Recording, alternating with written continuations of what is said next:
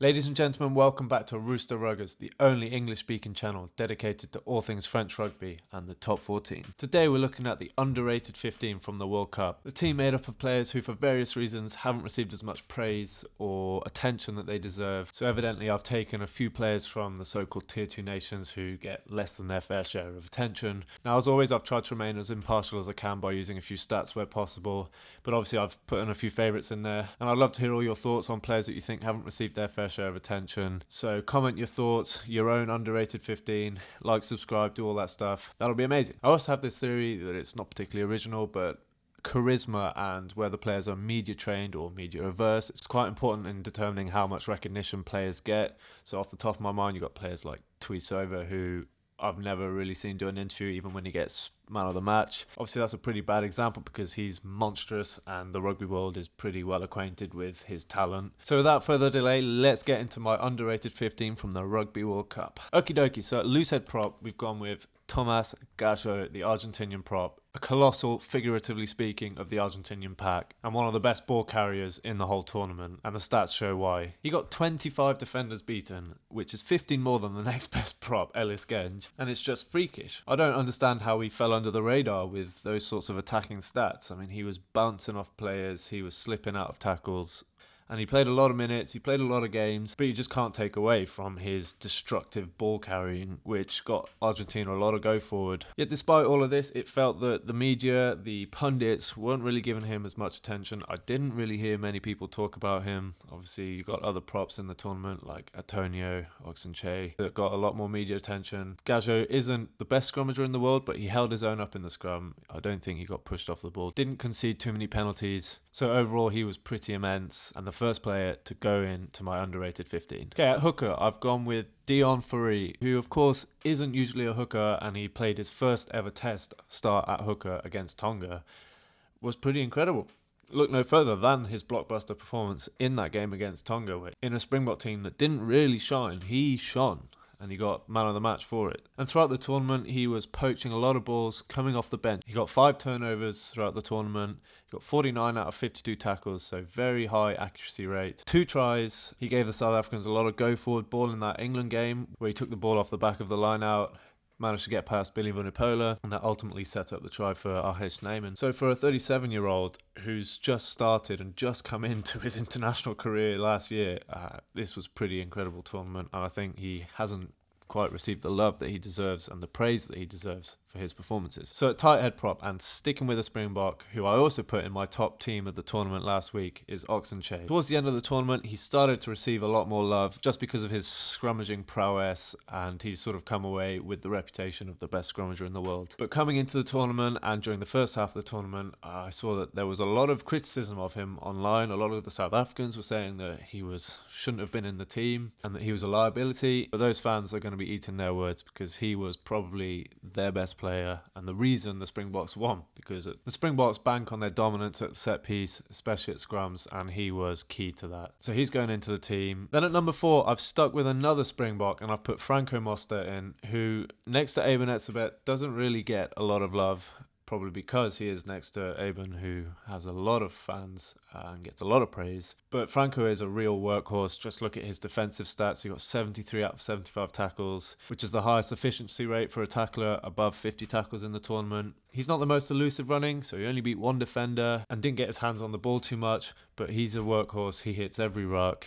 He carries and tackles hard. He's exceptional in the lineouts, and overall just a big man who can carry his weight and help propel the team. At number 5, we've got the Tongan-born Japanese Amato Fakatava, one of the forwards with the silkiest skills, and he demonstrated that with probably the try of the tournament, with a chip and chase along the wing against Argentina from a lock, which I'm pretty sure is illegal, but he did it and it was immense to see, and in my opinion it was the try of the tournament. And he's overall just a great attacking threat. He scored 3 tries, which is joint first for locks. He got 3 line breaks, which is first for locks. He beat 6 defenders, and on the defensive side made 45 tackles, only missed 7. So he was pretty awesome. He was monumental for Japan, who probably didn't have the best tournament, but he stood out and has definitely earned his place in a top team of the tournament. Next up, a player who also got through a heap of work is Juan Martin Gonzalez. He's only 22 years old, but he's shown that he's a class act and he can do a lot of things on a pitch.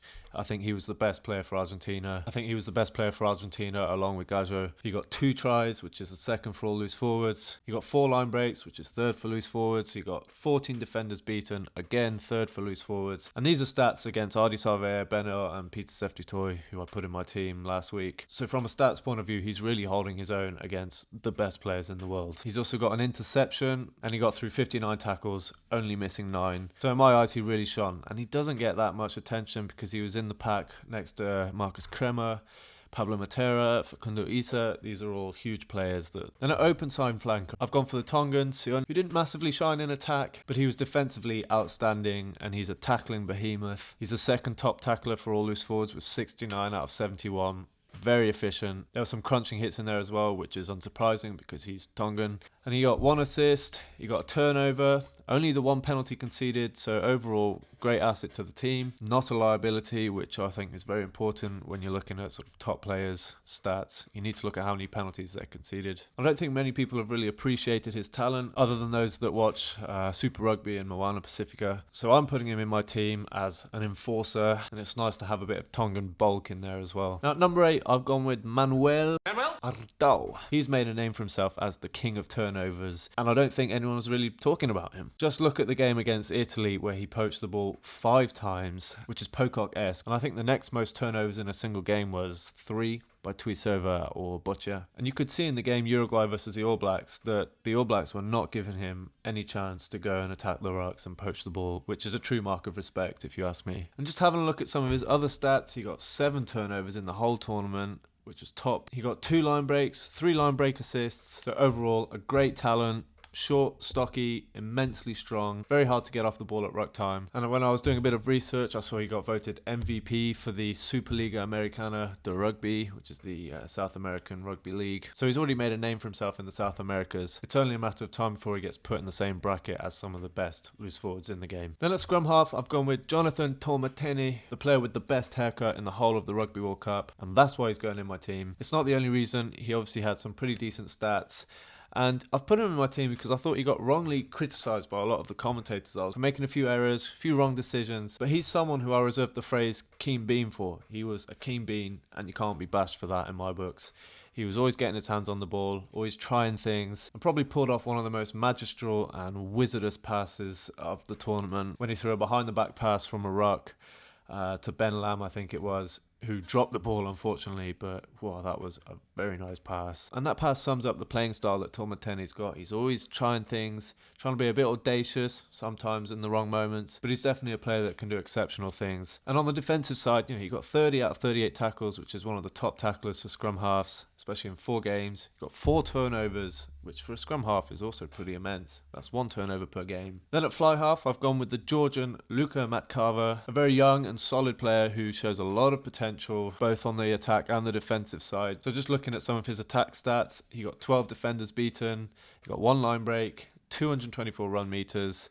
He was very elusive on the ball and he likes to run the ball. But then on the defensive side, he got 37 tackles, which is the second most for fly halves behind Owen Farrell. He put in some big shots, didn't slip off many, only missed 3 tackles. And yeah, overall, he was underrated in my books. Not many people have talked about him. And he showed to me that he is probably one of the best 10s in Europe, maybe the world. So I'll gladly put him in my team. Then on the left wing, I've got another player that I put in my team last week, the top teen of the tournament, and that's David Niniashvili. And I can't say his name without smiling because he is one of my favourite players. He plays for Lyon, which is the jersey I'm wearing right here. And he's only 21 years of age, but he is probably one of the best players in the world. In my opinion, the best fullback in the world. But he played 1 game on the wing, so I've put him in at the wing here. And just to reiterate some of his stats from last week, he got 22 defenders beaten, 8 line breaks, 435 run meters. So he's a first-rate ball carrier who loves to get his hands on the ball. He's also a very reliable, very dependable defender with 11 out of 11 tackles. He's one of the best players in the world.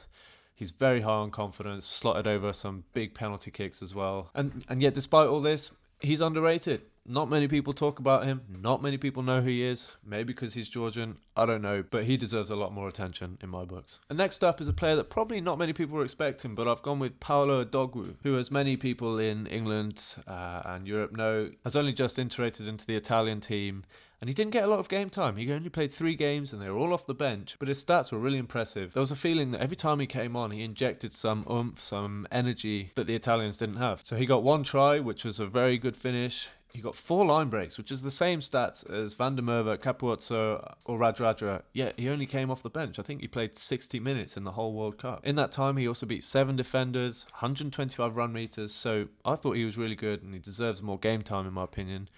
Don't know what happens behind the scenes in the Italian camp, but I would have liked to see him get a bit more game time. Speaking of players that didn't get much game time, I've gone with George Moala at outside centre. And anyone who watches Clermont for France or remembers his time at the Blues or his short tenure in the All Blacks knows that he's a very destructive ball runner and an all-round beast, to be fair. And he was coming off a lengthy ban. That's why he only played 1 game in the World Cup. But in that 1 game against Romania, he pretty much tore up their whole defence.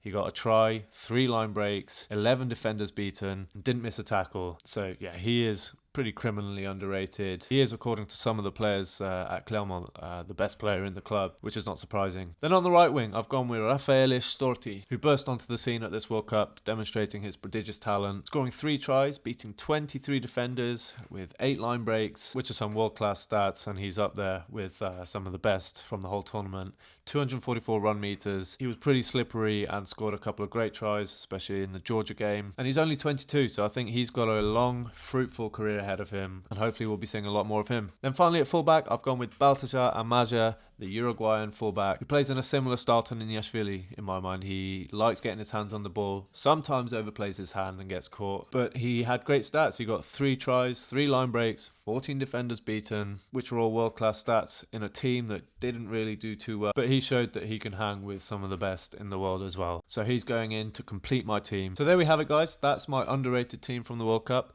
Just looking at it, in my eyes, it's a team packed with quality, but without any massively big hitter names, especially compared to my first video, which if you haven't seen, go and watch it. That was the first video on this channel. Let me know your thoughts. Let me know if you'd like to see an overrated team from the World Cup, because I've started to gather my thoughts on that. It could be interesting to sort of compare the underrated and overrated team. And yeah, as I mentioned, go and comment your thoughts on the video. Give me your own underrated team. I'd love to see them, compare them. Thanks for watching. Adios.